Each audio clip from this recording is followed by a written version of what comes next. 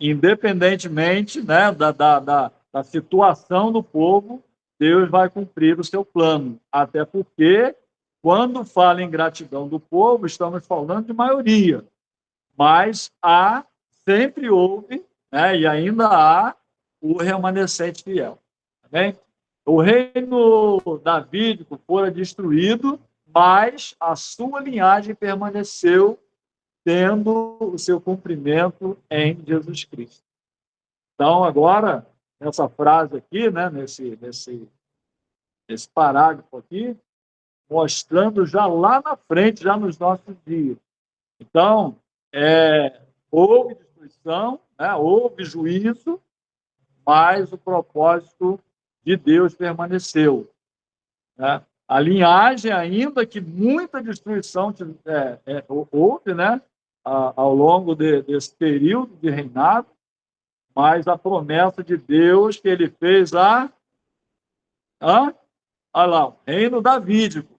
Então, ele fez uma promessa a Davi. E essa promessa Deus cumpriu. E aí nós vamos ver aqui, né, no esboço, como que Deus cumpriu essa promessa. Teve momentos, não, tem frases, tem parágrafos aqui que eu coloquei, que eu vou dizer assim, vamos parar a apresentação aqui, vamos embora, vai ficar um vácuo. Só que não, a gente continua para ver e testificar que Deus, ele é fiel para cumprir o seu propósito. Israel, Oséias foi o último rei de Israel, na parte norte, 722 a.C., eles foram invadidos por Salmaneser, né, o rei da Síria, e ali a parte norte foi destruída. Nós temos Judá, com o último rei foi Zedequias, em 586 a.C., sendo ali dominado por Nabucodonosor, rei da Babilônia. Então, é só um paralelo, né, entre o segundo Crônicas e o Novo Testamento, e essa demonstração aqui de como terminou cada período, né, tanto do norte quanto do sul. Agora, vamos para esse esboço,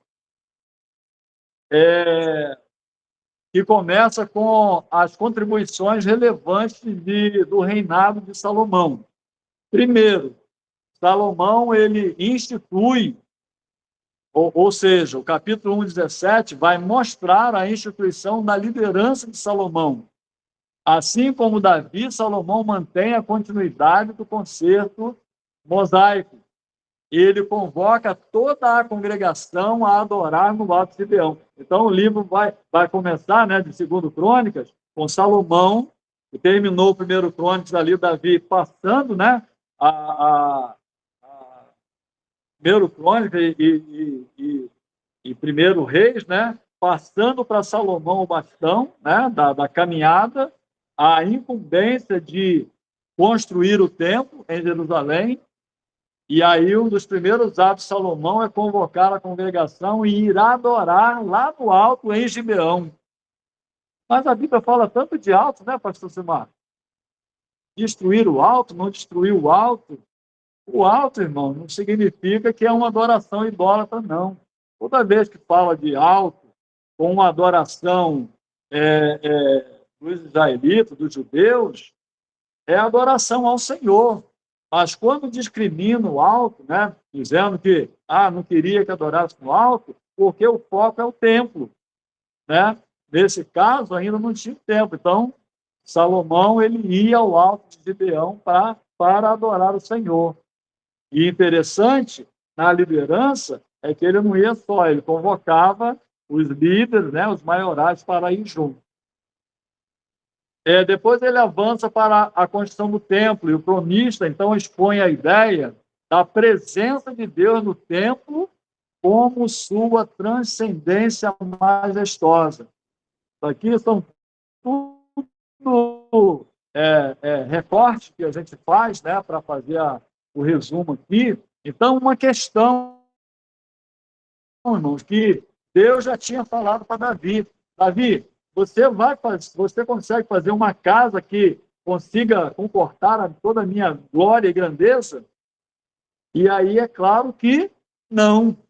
No entanto, né, Deus vai se manifestar e se revelar de uma forma que ele é grandioso, mas ele também habita no meio do seu povo.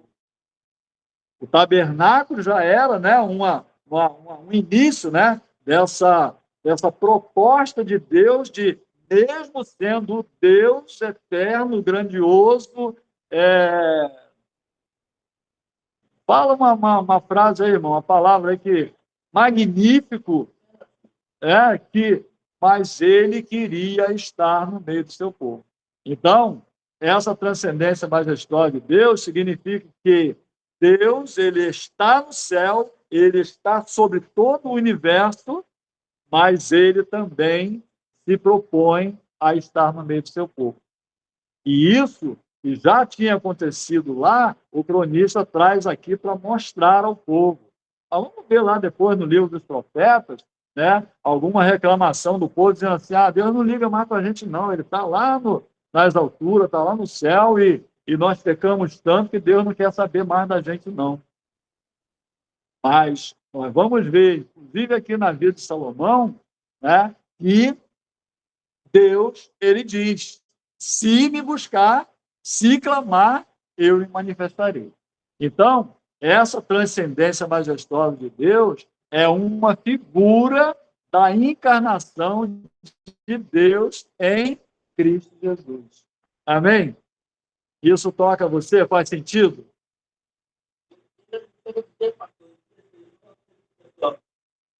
Porque quanto ao Senhor,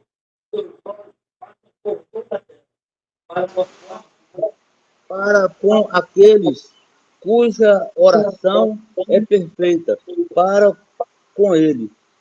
Nisto procedeste loucamente, porque desde agora haverá guerra contra ti. Ainda faz uma predição. O olho que vigia a terra e... Amém. Então, aí nós vamos chegar, então, agora, no capítulo 2, a construção do templo. Como é que começa? Ele manda cartas a Irão, ele Tiro, havia uma amizade, nós já vimos isso lá atrás, uma amizade, eu diria, boa. O que você diria? Mas Deus falou que não era para fazer amizade com as nações ao redor, mas há um propósito de Deus, de se manifestar também às outras nações. Então, por um lado, a gente vê que era preciso ter um cuidado no relacionamento com outras nações, mas, por um outro lado, essa relação poderia ser boa se o nome do Senhor estivesse sendo manifestado a eles, aos gentios, digamos assim, em relação aos judeus do povo de Israel. E aí manda buscar um artífice lá de Tiro, o tal do Irão Abi, né, um homem especialista, né, na arte, né, de criar, né, e ele vai ajudar na construção de um templo magnífico.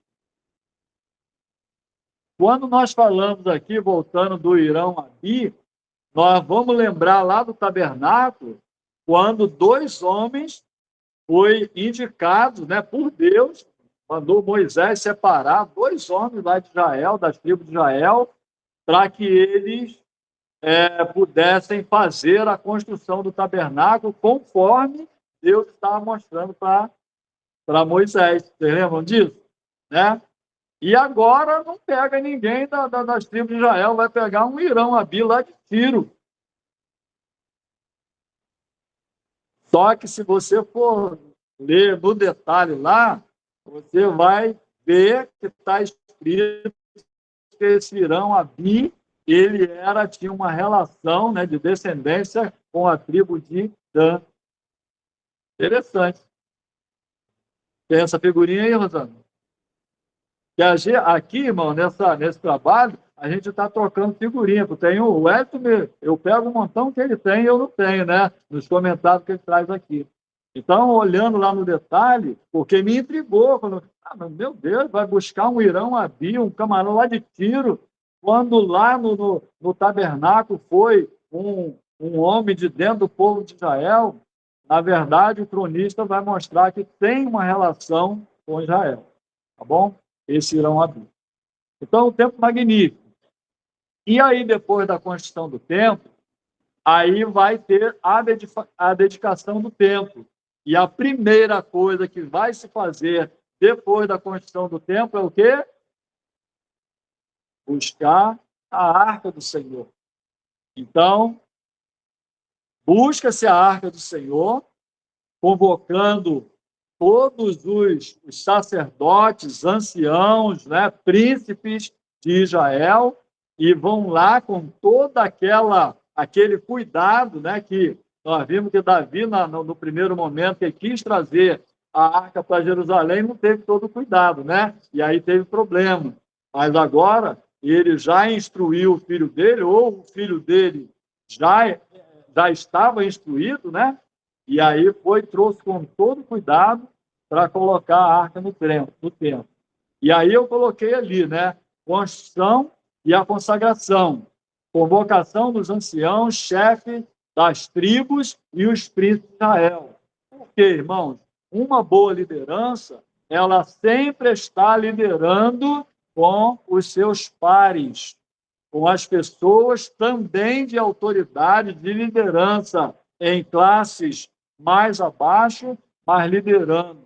E quando esse líder maior, que é o rei, ele busca a presença do Senhor, ele leva esses outros, né, companheiros ali do serviço, né, da missão, leva eles também a buscarem ao Senhor, e aí a obra fica maravilhosa.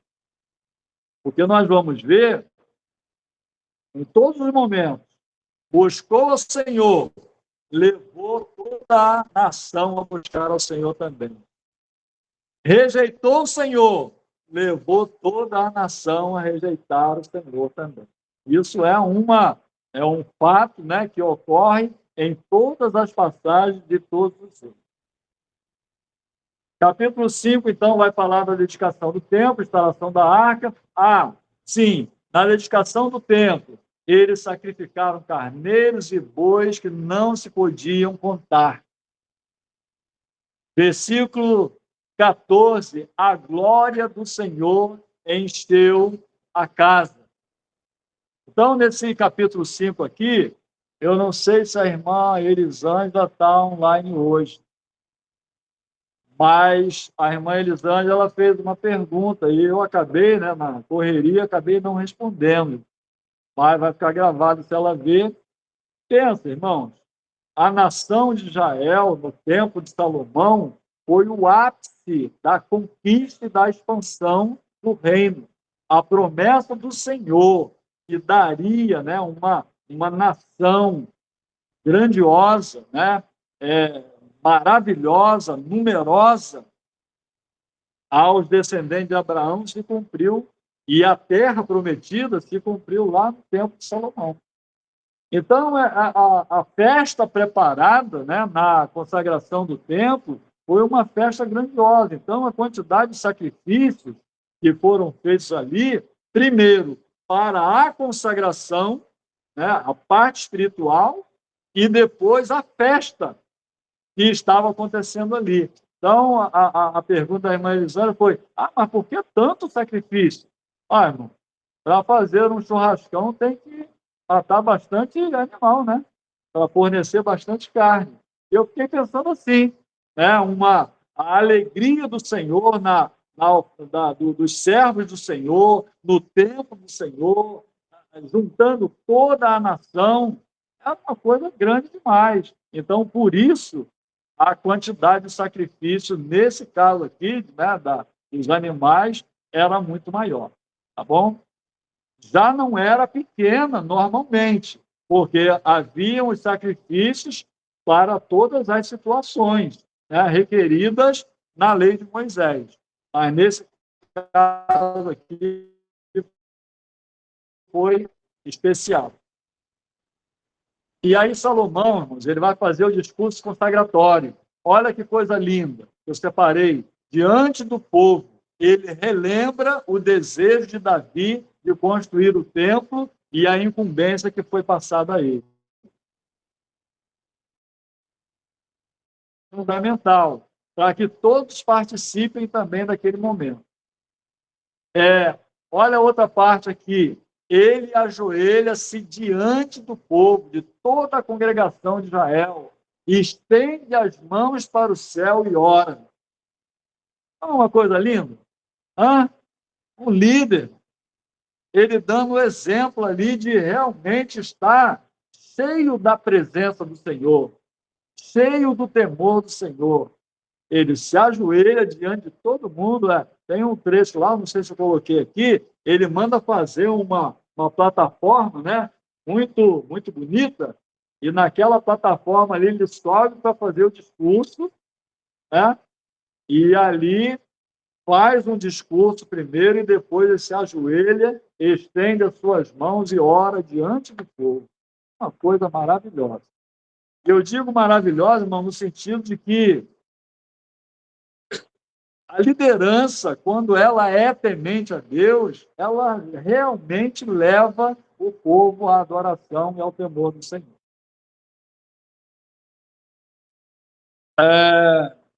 Dura, né? A dupla resposta de Deus, faltou um P ali. Então, Deus responde quando Salomão ele faz a dedicação, ele ora diante do povo, Deus responde, porque a glória de Deus enche o templo, né? E lá no capítulo 7, versículo 14, ele vai falar com Salomão e vai dizer, né, Deus falando, uma coisa, uma palavra que fica ecoando em toda a história, né, do reino de Judá, e essa palavra ela está ecoando lá no exílio, para quem está lá no exílio. E Deus falando, se meu povo, que se chama pelo meu nome, pontinho, pontinho ali que eu coloquei, como é que termina essa palavra do Senhor? Se humilhar e orar e buscar a minha face e se converter dos seus maus caminhos, então eu ouvirei do céu, perdoarei os seus pecados e sararei a sua terra. Porque às vezes, né, os exilados, muitas vezes vão pensar assim, está tudo acabado. Mas quando ele olha para essa palavra, não está não. Porque Deus lançou uma palavra desde lá do tempo de Salomão. Amém? Correndo muito aqui, irmão. A fama de Salomão, então, agora, depois de tudo pronto, ele vai ter grandes realizações, colônias, política, construções, conquistas, né? Vai começar a dar um bom testemunho perante as nações. Aí nós temos o caso lá no capítulo 9 da rainha de Sabá, que vai até Jerusalém, vai ver, né, a magnificência, né, de Salomão, vai ver as riquezas de Salomão. Aí diz que ela vai sair de lá com mais presente do que chegou, né, pastor Eli? A rainha de Sabá levou presente, que era uma praxe, né, desse intercâmbio, né? Ela levou presente para Salomão, coisas, especiarias lá da Etiópia, né? Etiópia, né? Mas aí o cronista vai dizer assim, mas ela saiu com mais presente que levou. Amém? Uma troca justa. Vai ter lá uma questão do Salomão constrói também um palácio, ele constrói cidades, ele constrói uma casa para a filha de Faraó, fora da cidade de Davi, porque ele não queria que a esposa dele ficasse na cidade de Davi, sabe por quê? O que o cronista diz lá?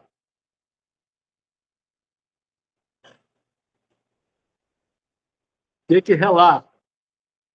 O problema já, justamente dessa interação, né, de Salomão com nações pagãs, porque a cidade de Davi era um lugar considerado um lugar santo. E essa mulher, não, ele não achou que não era por bem que ela ficasse lá. Então, tem esse registro lá. Então, assim, já buscando, né, mostrar que era necessário se fazer uma separação. Aí, nesse caso, a mistura é ruim, foi ruim, né? Aliás, muito ruim. Vamos mais um pouquinho?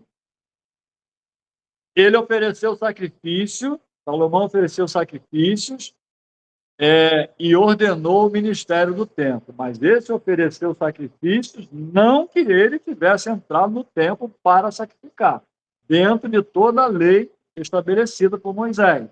E eu estou ressaltando isso por quê? Porque vai ter rei entrando no templo para ele ali fazer o papel sacerdotal, e não podia. E teve problema. Então ele ofereceu sacrifícios, ordenou o ministério do templo, exatamente como Davi tinha recomendado, recebeu muito ouro das mãos de Irão, enfim, o reinado de Salomão foi marcado por muita riqueza. E Deus estava permitindo. Ok? É proibido ter riqueza? Não, o que é proibido é desonrar o Senhor, é se afastar da adoração ao Senhor. A quem ele quer, ele concede. Hein? Salomão foi um grande exemplo disso.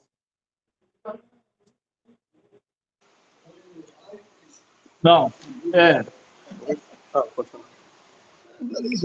não deveria, não, ele falou e eu ouvi, não deveria ser essa riqueza conquistada expoliando o povo, ou seja, sacrificando o povo com impostos.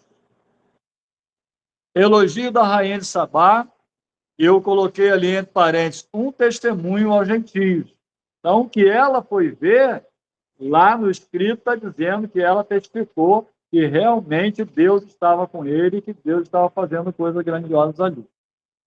Fala.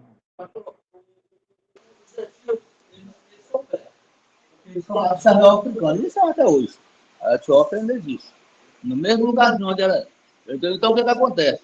A partir do momento que Salomão ele começou a ter gerência com a rainha de Sabá, que na verdade ela é conhecida mesmo na história como Rainha do Sul. Jesus fez menção a ela, se não me engano, parece que no livro de Mateus tem uma passagem fazendo menção à Rainha do Sul. Então, o que acontece? No meio de todas aquelas oferendas que foram acabar parando dentro do templo, tinha coisas dedicadas à situação pagã. Porque eles são descendentes do Egito. Eles são descendentes, se você olhar direitinho, a descendência deles, têm uma linhagem egípcia lá na Etiópia, até hoje. Então, o que acontece? Foi parar coisas que não devia dentro do templo. Então, tudo aquilo que macula a razão, serve de uma ferida no caráter. E isso aí foi onde começou a ferida no caráter de Salomão. Porque só pode ver que o camarada ele foi selecionado para uma grande obra. Aí, de repente, por causa de uma brecha que ele deixou, ele acabou arruinando tudo, estragando tudo, por causa de coisas que não deveria ter entrado na casa do Senhor. Assim é a nossa casa. Amém. Então, Israel foi chamado para ser uma nação exclusiva do Senhor, mas não foi chamado para ser uma nação que não demonstrasse o Senhor para as outras nações. Então, o problema não é se relacionar com outras nações. O problema é deixar a idolatria das outras nações apegar-se ao seu ambiente. Okay? Então, no final, né, capítulo 9, Salomão, está escrito que ele dormiu com seus pais, sepultaram na cidade de Davi, e Roboão, seu filho, reinou em seu lugar. Aí, irmãos, nós vimos bem, né, essa questão de Roboão e Jeroboão, o profeta Aías, e eu vou trazer aqui, toda vez que se disser, né, que estivesse escrito que Deus levantou um profeta para falar, vai estar o nome dele ali em azul na nossa apresentação, para saber que Deus não deixou nenhum rei governar sem que ele estivesse presente falando, dando as orientações, exortando, cobrando, para que depois, quando viesse o juízo, ninguém pudesse dizer: ah, eu não sabia. Então, lá, nessa questão ali, já existiu o profeta Aías, então houve guerra, houve intervenção, o profeta Semaías foi levantado para falar, né, daquela questão da idolatria, a questão da divisão dos reinos, né? Houve nesse momento ali uma migração da parte norte para Jerusalém, porque os sacerdotes e levitas foram expulsos da parte norte para a parte sul, nós lembramos disso, né? E aí nós vamos ver ali a relação, né? Roboão, Maaca, mãe, né? Absalão e Abia, que são filhos, né? Ali na linhagem, na parte do Reino do Sul. Falando sobre o reino de Roboão, reinado Roboão, que marcou soberba, apostasia e a nação sendo levada também à apostasia por conta de um desvio, né, para a apostasia do rei Roboão.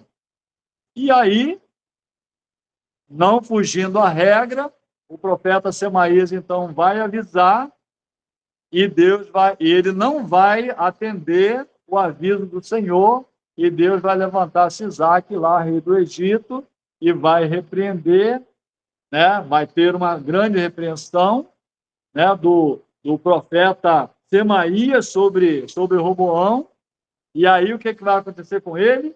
Ele vai se humilhar e ele vai pedir perdão a Deus. E o que acontece? Deus perdoa. Então, o relato lá é que quando Roboão ele erra, mas ele é repreendido pelo profeta, e ele busca, ele se humilha e pede perdão a Deus, o perdão acontece. Vai ser marcado também, agora, no reinado, passamos para o reinado de Abias, né? Roboão ele vai passar e vai vir Abias e Asa. Nós vamos falar sobre Abias primeiro. Então, Abias ele vai fazer guerra contra Jeroboão. E se tiver algum, pastor Edson, se tiver algum rei trocado aqui, pode me avisar, tá? Amém? Então, Abias ele vai fazer guerra com o norte, uma coisa que não é muito legal, mas vai acontecer. E nessa guerra que vai se fazer com o norte, com o reino do norte, ele vai se colocar sobre o monte Zemaraim, e ele vai dizer, ele vai acusar de tudo aquilo que Jeroboão está fazendo ou fez lá no Reino do Norte. E aí o Reino do Norte, quem é maior, irmão? O Reino do Norte ou o Reino do Sul? O Reino do Norte, nesse tempo, o Reino do Norte, né? Eram 10 tribos contra 2, não é verdade? Então era muito grande o exército dele. E o pessoal do Reino do Norte, ele se une e cai para cima do Reino do Sul, né? Do rei Abias, né? E aí, irmãos, o que acontece nesse momento que Abias se sente apertado com o seu exército? Diz lá que ele clama ao Senhor, ele pede socorro ao Senhor, e o Senhor atende o seu clamor, e ele vence uma batalha, mas impõe uma perda, que está escrito lá, 500.000 israelitas mortos nessa batalha. Parece um número até exagerado, mas para mostrar já aqui, irmãos, uma degradação, né, espiritual e moral daqueles que deveriam estar servindo ao Senhor. O reinado de Abias, Asa fez o que era bom e reto aos olhos do Senhor. Então, agora passando para o rei Asa, o que está escrito é e ele fez o que era bom e reto aos olhos do Senhor, e é por isso que ele é citado lá atrás, nós citamos, como um dos primeiros reis que realmente, diante de toda a degradação que estava acontecendo no reino de Judá, ele mandou que Judá buscasse o Senhor. Essa palavra mandou, irmãos, ela para mim, toda vez que há uma ordem imperativa do líder, eu acho ela muito importante. E acho ela maravilhosa quando ela se refere a uma ordem para buscar o Senhor. Então, ele mandou que Judá buscasse o Senhor. Por conta disso, houve paz e prosperidade no seu reino. Ele vai guerrear contra os etíopes, né, liderado por Zerá, e ali ele vai derrotar 1 milhão de guerreiros etíopes. Isso é, irmãos, cumprimento de promessa.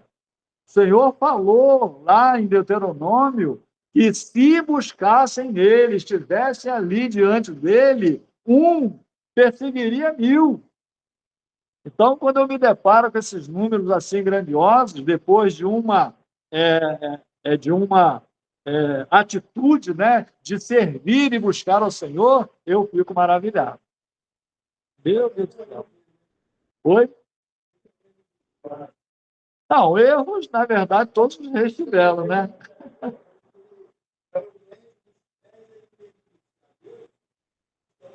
É verdade, é verdade. Eu estou correndo bastante, porque tem muita coisa, eu já olhei para o relógio aqui, não estou nem na metade, e já foram 40 minutos, né? Ou mais, né? Então, vamos lá.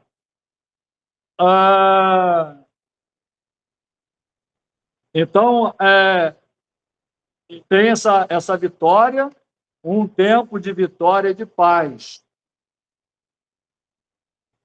Tem uma exortação pelo profeta Azarias, né? Mas ele, depois dessa exortação, depois que ele peca, ele vai fazer novamente conserto, entrar em conserto com o Senhor. E esse entrar em conserto, ele chama novamente toda a liderança e coloca diante de Deus. Capítulo 16, Baasa, ele vai, junto com Asa, ele vai guerrear contra Ben-Hadad, mas Hanani vai trazer uma repreensão. E aí vai acontecer o quê? Vai se observar ali, em Asa, uma soberba, ele vai ser oprimido pelos inimigos, aí, como o evangelista Valdemir falou, ele vai sofrer de uma doença e ele vai morrer dessa doença porque não vai ter retorno para ele. Então, tudo isso, coisas acontecendo diante do cenário de um desvio da presença do Senhor. O que é claro o conceito, se buscar ao Senhor, ele responde com bênção, mas se rejeitar ao Senhor, sofre as consequências do juízo. Nós passamos agora no capítulo 17 para o reinado de outro rei que teve um importante papel, o reinado de Josafá.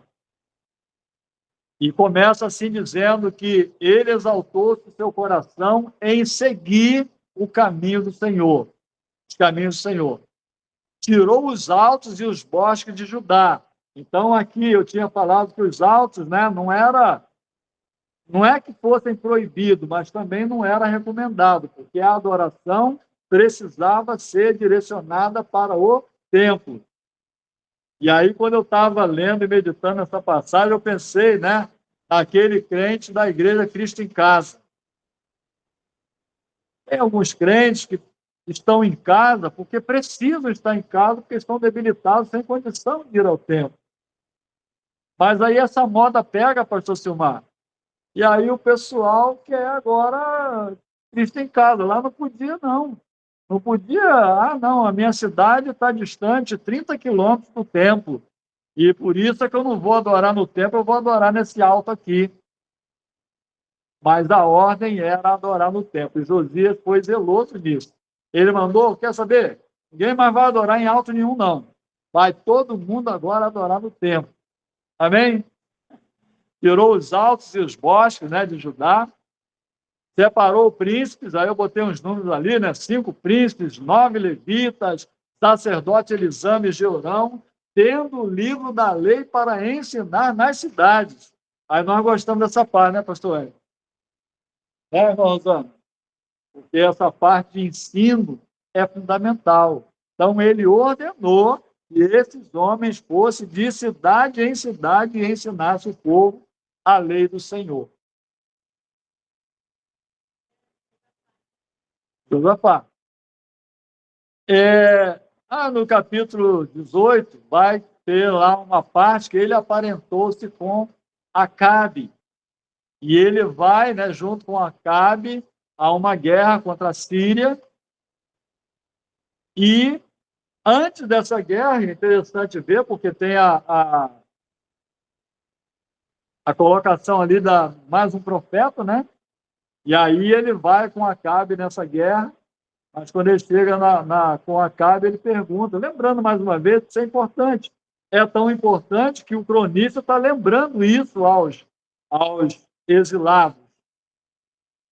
E aí Josafá, que era temente a Deus, mas aqui deu uma vacilada, ele vai dizer, tem algum profeta aí para perguntar ao Senhor se podemos ou não ir a essa batalha? Porque era muito importante isso. E aí Acabe apresentou lá 400 profetas, com Zadok, um dos maiorais, né, dentre aqueles profetas. Eu passei aqui. Zadok não, Zedequias, né? E aí, lembrando, mais uma vez, Josafá, ele diz assim, não, esses profetas aí não estão credenciados, não. Eu preciso, não tem mais nenhum profeta, aí chama Micaías, e Micaías profetiza ali, e diante da profecia de Micaías, ele é rejeitado, ele é agredido, ele é preso, mas o resultado da batalha foi exatamente o que Micaías falou. Acabe iria morrer naquela batalha. E o povo iria ficar disperso, iria perder muita gente, e isso verdadeiramente aconteceu.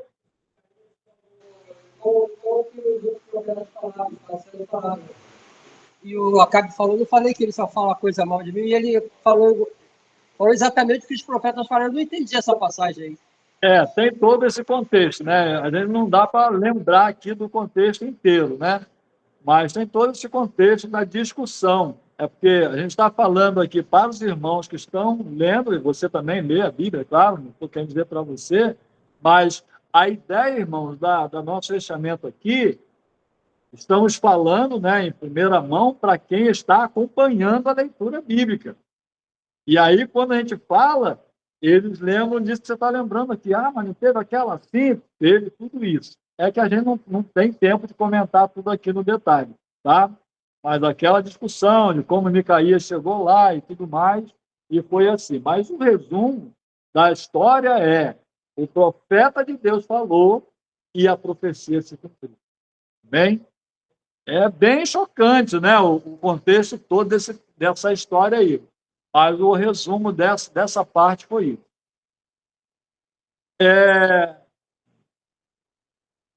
E nós temos no capítulo 19, então, mais uma etapa do governo de Josafá.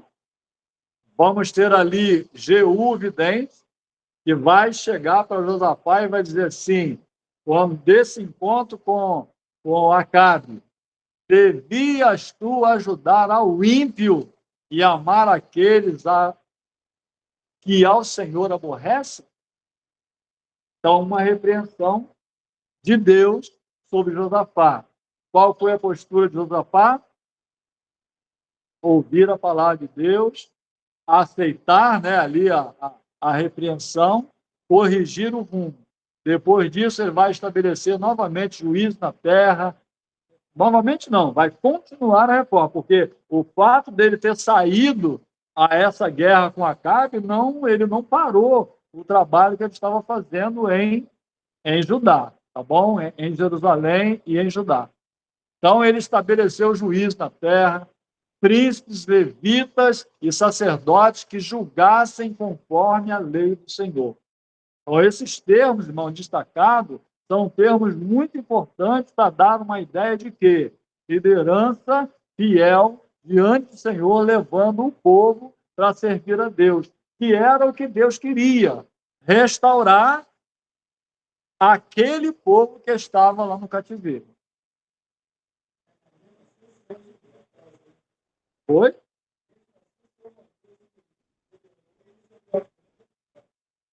Exatamente. Capítulo 20, o reinado de Josafá, irmão, ele tem uma abrangência muito grande, tá bom? Até o capítulo 20 ainda tem, ele lutando contra moabitas, contra amonitas, contra os sírios, com grande multidão. E aí, nessa luta, eu botei temeu e contou, não, ele temeu e convocou o povo para buscarem ao Senhor. E aí eu coloquei ali aqueles termos ali, Abraão, a terra, o tempo, a promessa, porque ele chega diante do povo e ora ao Senhor e diz: Senhor, o Senhor fez uma promessa a Abraão. O Senhor disse que daria uma terra à descendência dele. O Senhor disse, né, a Davi, aí ele cita Davi agora na oração dele diante do povo, ele vai lembrando de quê, irmão? Todo o conserto do Senhor diante do povo. E ele disse, o Senhor fez uma promessa. Sabe o que ele estava citando? 7,14.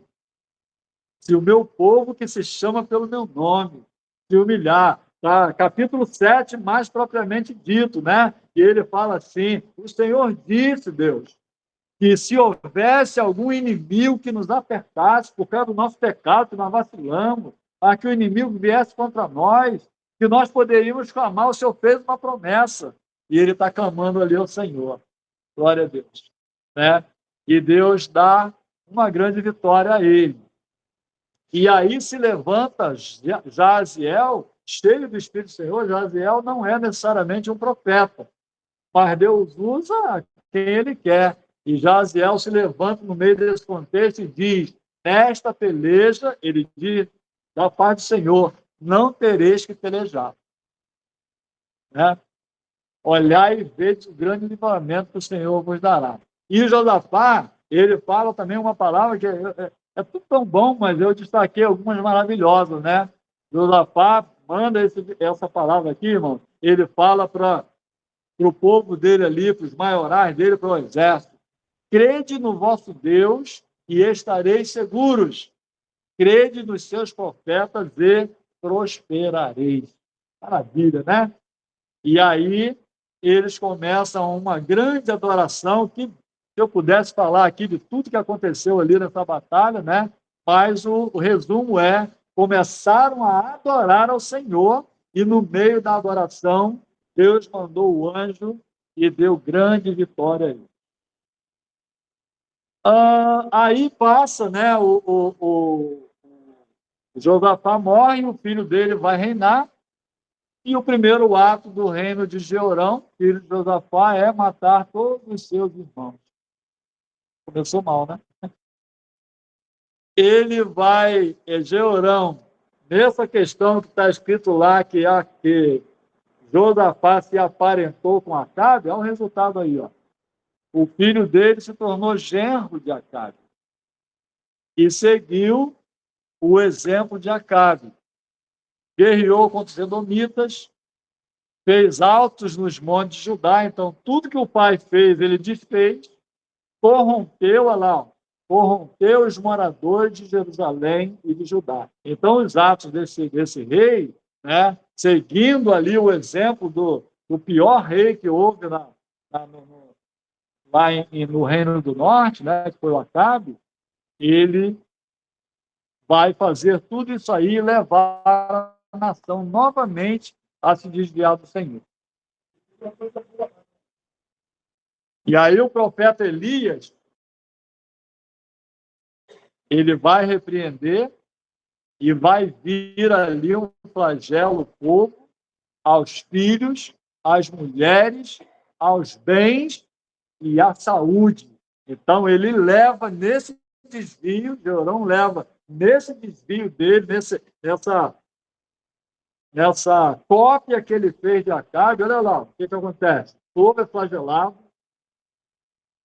são mortos ali os filhos, as mulheres, os bens da nação são saqueados, e ele, de quebra, perde a saúde e morre também, né? Então, ele faz guerra contra os filisteus e contra os arábios, e ele vai passar também, e o filho dele vai reinar no lugar dele, que é o Acasias. Espera só um pouquinho para o pessoal te ouvir. Tá? Uma coisa que me chamou a atenção sobre Jorão, e o cronista fez questão de deixar registrado, é que diz que na morte dele, né, ele foi-se sem deixar de si saudade. Ninguém gostava dele. É o resultado, né, do juízo de Deus, né? E aí, quando o cronista escreve isso, escreve para dar um exemplo do que não se pode fazer, né, diante do Senhor. Então, o Jorão, ele é Acasias, é filho de Atalho, andou nos caminhos da casa de Acabe. Jorão, filho de Acabe, Azael, guerra, né, contra a Síria, todo aquele contexto que aconteceu, né, e aí Acasias vai junto com Jorão, e ali, na verdade, já tem um decreto, né, de morte sobre Jorão, e Acasias vai e morre também naquela situação. Então, eu escrevi no final ali, Jeú, os irmãos lembram bem, foi bem explanado, juízo de Deus sobre Jorão e também sobre Acasias, por conta dessas alianças desagradáveis ao Senhor. Oi? Tem Acasias, na verdade, tem.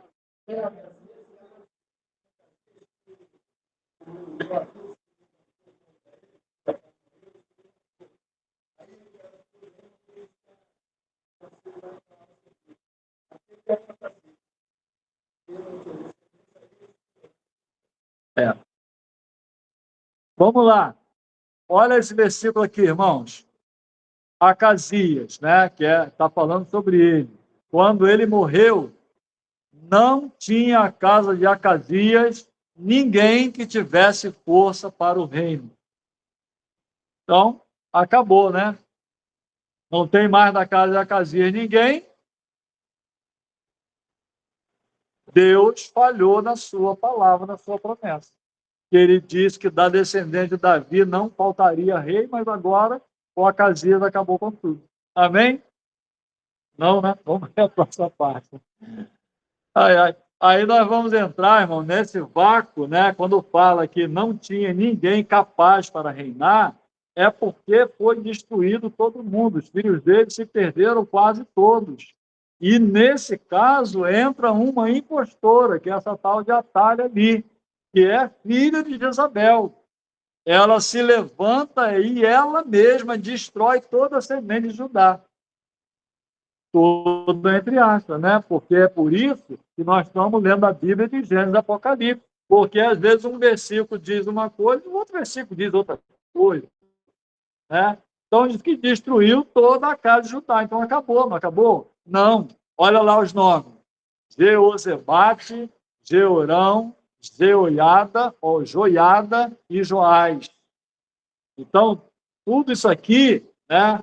Uma mulher, que na verdade é tia, um sacerdote, né? Que é da parte espiritual, que mesmo, o que se entende mesmo Acasias estando desviado, aquele sacerdote ainda continua temente ao Senhor, né? Então, vai dizer lá que a Atalha, ela reina durante 6 anos, mas esses personagens ali, eles têm um papel fundamental na história, ou no segmento do plano de Deus da história. Então, o que acontece, né? Essa mulher, ela pega o bebê de meses e ela esconde da rainha Atália e acaba por esse bebê não ser morto, e ele é um dos filhos de Acasias. Ele, então, é um da linhagem de Davi, que vai prosseguir depois reinando. Então, Joiada, na verdade, ele é um tutor naquele momento, né? E quem está governando, na verdade, depois, primeiro tramando tudo ali, né? Segurando o ímpeto dessa mulher, Atália, é o sacerdote Joiada. E, por fim, depois de 6 anos, ele chama todos os chefes do exército de Israel, né? Faz com ele aliança, né? Concerto, e eles colocam, então, Joás para reinar sobre Israel. Mas Joás ainda é um menino, né? Então, tiraram ele para fora, tem um versículo que diz isso, e colocam sobre ele a coroa, né? Consagrando ele como rei. E nesse mesmo episódio, tá, irmão Adilson? Nesse mesmo episódio, eles vão pegar essa rainha Atália e o Joiada, né, o sacerdote, vai ordenar a morte dela. Tira ela para fora das fileiras, ou seja, o que se entende ali, pastor Wellington? Ela está com o exército dela. Mas Joiada dá uma ordem para o exército: olha, se vocês continuarem guardando ela, vai morrer todo mundo. Aí eles entregam ela e ela morta ali. É ruim nessas partes, mas... Oi? Entendi, né? Fez Joás o que era reto aos olhos do Senhor todos os dias do sacerdote Joiada. Resumo: enquanto o sacerdote estava ali apoiando ele, ele fez o que era bom. Depois ele se desviou também, né? Aí, durante esse tempo, ele fez várias coisas, né? Ordenou a restauração do templo que a Atália tinha destruído, mas depois ele se desviou também. Ele se tornou idólatra após a morte de Joiada. Deus enviou, está escrito lá, enviou profetas entre eles. O Espírito de Deus revestiu Zacarias, o profeta. Zacarias era profeta ou não? Zacarias não. Oi? Não, mas não era profeta, ele era sacerdote. Deus encheu o espírito, do Espírito, né, o sacerdote Zacarias, para exortá-los. O que acontece aqui? Zacarias é apedrejado e morto. E ele é citado por Jesus, não é? Lá no Novo Testamento, nós vamos se deparar com Jesus fazendo uma citação e nós vamos nos lembrar desse momento aqui.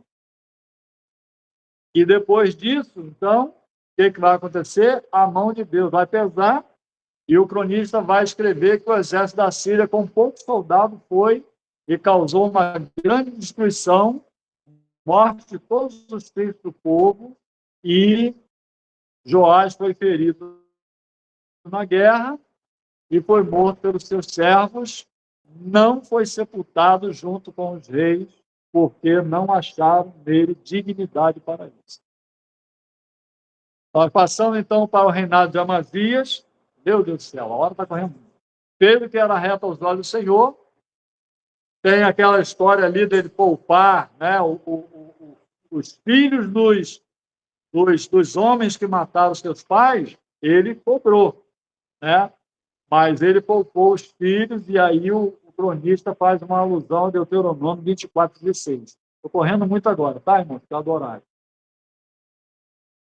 Alugou o exército de Israel, foi repreendido por um homem de Deus,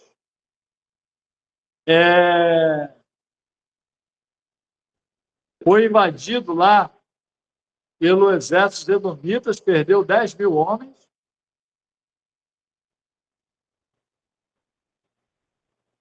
Teve um problema lá de retaliação sobre Judá, com uma perda de mais 3.000. Tudo isso está no reinado de Amazias, né? Ele vai, irmãos, vencer os edomitas. Eu até fiz uma inversão aqui, mas esse slide aqui me lembrou. Ele vai vencer os edomitas, vai tomar o despojo dos edomitas. E depois, o que ele faz com o despojo? Ele cai dentro da idolatria com os ídolos edomitas que ele leva para dentro do seu reino. Terrível, né? Então, ele é repreendido pelo profeta e vai chegar lá naquele episódio que ele é morto por Jeú.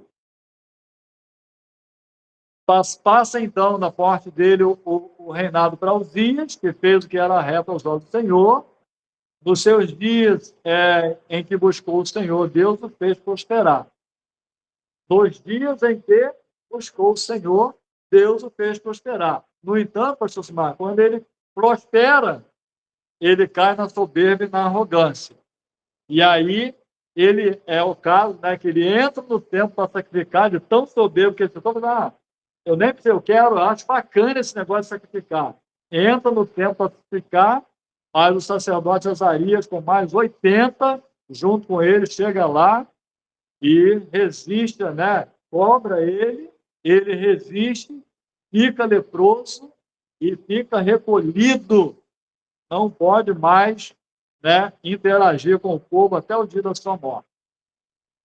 E o seu filho Jotão vai reinar em seu lugar. Então, nesse tempo que Uzias ele não pode mais reinar porque ele está leproso, Jotão está fazendo uma corregência junto com ele. Okay? Jotão fez o que era reto aos olhos do Senhor, conforme tudo o que fizera o seu pai Uzias. Assim se fortificou Jotão, porque dirigiu os seus caminhos na presença do Senhor, seu Deus. Dormiu com seus pais e Acais, seu filho, reinou em seu lugar. Acais não fez o que era reto aos olhos do Senhor, seu Deus, como Davi, seu pai. Extremamente idólatra. Então, eu coloquei isso porque o texto que vai descrever sobre Acais vai descrever um camarada extremamente idólatra. E aí, ele vai ser atacado pela Síria, e a Síria vai levar de Judá muita gente cativa para Damasco. Então, a Síria que havia dominado lá o Reino do Norte, agora ela começa a dominar também, em parte, o Reino do Sul. Vai ter uma luta contra Israel e vai ter uma perda de 120 mil vidas em Judá. O profeta Obed vai se levantar contra essa batalha. Muito interessante, né? Quando Acais vai lutar contra lá o reino de Judá, o reino do norte, ele entra lá e captura muita gente e leva cativo. Essa parte é muito importante frisar aqui, irmão. E o cronista ele coloca isso porque isso faz uma alusão ao que vai acontecer lá no cativeiro, aonde o povo está na Babilônia. Então, diz que o exército do Reino do Norte, né, de Israel, ele vai invadir Judá, vai guerrear e vai tomar muitos escravos e vai levar para junto deles. Mas aí o profeta Obed vai interpor no caminho e vai falar assim: não faça isso mais com seus irmãos. E Deus falando com ele, né? Eu estou falando com vocês porque vocês foram lá fazer justiça que eu mandei, mas vocês exageraram na dose. É isso que quer dizer, né? Vós os matais com uma raiva tal que chegou até os céus. E aí ele falou assim, então, solta esses presos e manda que eles voltem para a terra deles. E aí eles tomaram ali uma ação de recompor, né, os presos e enviar de volta à sua terra. Maravilhoso isso, irmão, porque isso pontua o quê? Pontua o que está por vir. O povo lá no cativeiro, como termina o livro, e Deus dando uma ordem para mandar que aqueles cativos retornem. Vamos passar? Finalzinho ali, olha, o Senhor humilhou a Judá por causa de Acais. E aí vem o rei Ezequias, né, logo depois de Acais, que faz uma grande reforma, um mutirão para Deus, coisa linda, limpeza de toda a imundície do templo. Ele coloca os sacerdotes trabalhando dentro do templo e os levitas fora do templo, ou seja, o levita não podia entrar no templo. Mas o sacerdote podia. O sacerdote tirava a imundícia do templo e o levita levava para bem longe para queimar, né? Ele ordenou maiorais para o sacrifício. Muito lindo isso aqui. O tempo que começou o holocausto, começou também o louvor. E aí eu fico imaginando a cena, né? Os sacerdotes sacrificando e os levitas e cantores salmodiando em volta. Foi uma festa maravilhosa. Houve uma convocação geral para a Páscoa no reinado de Ezequias. Avivamento, abolição da idolatria, serviço do templo reorganizado e ofertas abundantes na casa do Senhor. Aquela profecia do profeta Isaías, a oração sincera de Ezequias, né? A destruição do exército assírio, e tudo vai. Doença e morte de Ezequias, nascimento de Manassés. Manassés fez o que era mal aos olhos do Senhor, desfez toda a obra que seu pai fizera, fez errar a Judá e fizeram pior que as nações de Canaã, coisa horrível. Foi preso, maltratado e levado para a Síria. Eu botei barra Babilônia, precisava explicar isso aqui, mas não vai dar tempo, porque, na verdade, já tinha uma mesclagem entre a Síria e Babilônia, porque agora eram irmãos que estavam reinando em cada uma dessas potências, tá bom? Ele, agora, uma parte interessante para ressaltar, quando ele é levado cativo e ele é apertado, ele ora e se humilha diante do Senhor. Deus ouve a sua oração, atende o seu clamor e ele é devolvido para reinar novamente. Rapaz, quando eu comecei a ler sobre Manassés lá, porque essa palavra que ele ora só está em 2 Crônica, lá atrás não está. Enquanto nós estávamos lendo sobre ele lá atrás, eu falei, Senhor, mata logo esse camarada, Senhor. Não aguento mais ele está fazendo uma destruição total. Só que não. Aqui no livro de 2 Crônica vai mostrar que ele se humilhou, ele orou, ele buscou o Senhor e Deus restituiu. E aí, na sequência, ele é reconduzido ao reinado e ele faz novamente reforma na nação. Depois entra o rei Amon, filho dele, faz o que era mal aos olhos do Senhor, reinou só por 2 anos, morreu precocemente. Aí vem outro reformador, que é o Josias, que faz tudo de novo, inclusive Josias é usado para cumprir profecias que tinham sido ditas lá atrás sobre a idolatria que existia, né? Ali nos altos. Josias vai mandar limpar tudo, vai profanar todos aqueles lugares de idolatria, profanar no sentido de profanar aqueles lugares onde os idólatras disseram que havia deuses ali. Não é verdade? É muita coisa aqui, irmão. Eu tenho que passar rapidinho aqui. Obrigou aqui com tal culto serviço ao Senhor. Então, Josias, essa parte imperativa aqui, né? Ele leva a nação por força de autoridade a servir ao Senhor. Ele vai à guerra e morre relativamente precocemente também, né? Porque estava indo tão bem, mas Deus tinha dito lá, usando o profeta, para dizer para ele, Josias, a terra está muito corrompida, mas o que você está fazendo me agrada. Você vai descansar com os seus pais e você não vai ver a grande obra que eu vou fazer nessa nação de justiça. Então ele morre, aí começa a vir agora, irmãos, o exílio, né? Porque vai Eliaquim e Joaquim colocado para reinar em Judá, agora ele é colocado para reinar.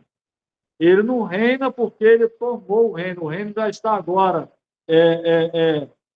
de uma forma já dominado, né, pelos inimigos, e ele é colocado para reinar, e ali, né, nesse reinado meio que forçado, ele faz o que é mal aos olhos do Senhor. Então ele é amarrado e levado com cadeias para a Babilônia. E aí, depois da morte dele, esse Joaquim, ele reina por quanto tempo? Quem lembra? 3 meses. Voltou muito aqui, né? Foi para frente.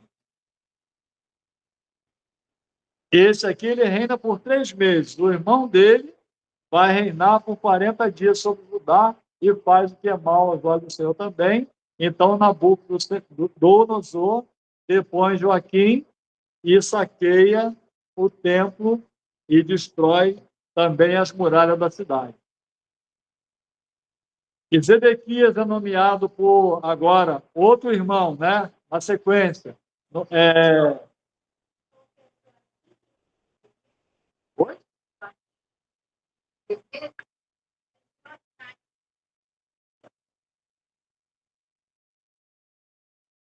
Bom, pode ser que eu tenha errado o nome ali na hora de compilar, mas esse é o fato, tá bom? É Joacás.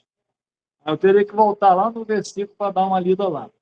Então, depois, na sequência, já vocês estão vendo lá em cima que o exílio está em vermelho lá, né?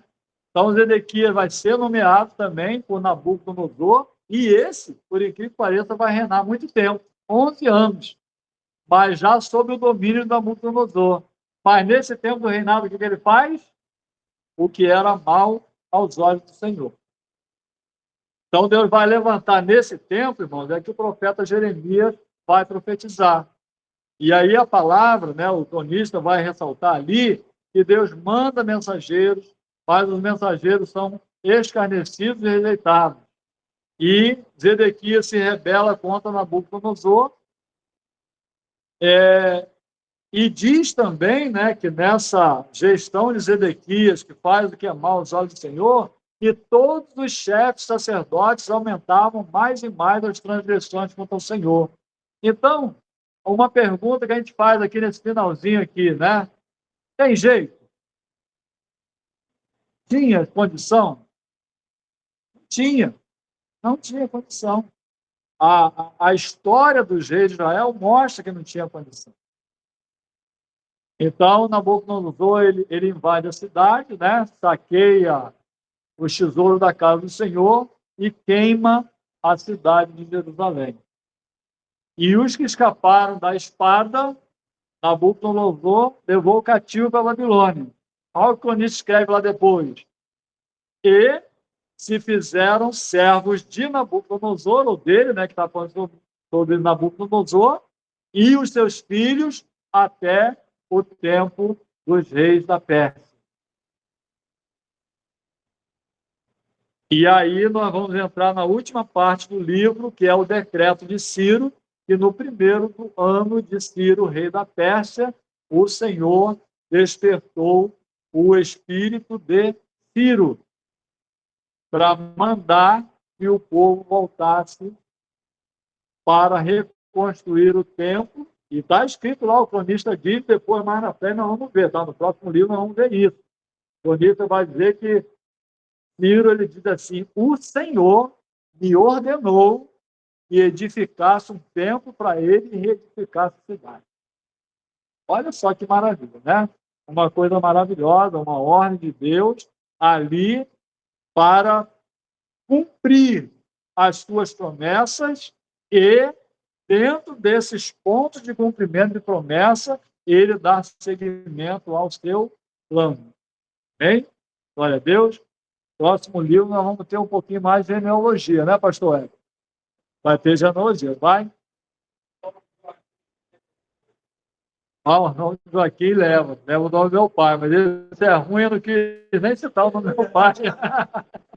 Amém? Irmãos, Deus abençoe. Desculpa a correria no horário aqui, porque é muita coisa para comentar, tá bom? Mas é um panorama geral aqui do livro Segundo Crônicas, e na semana que vem nós já vamos ter mais livros para fechar, servir, né, e nós vamos avançando.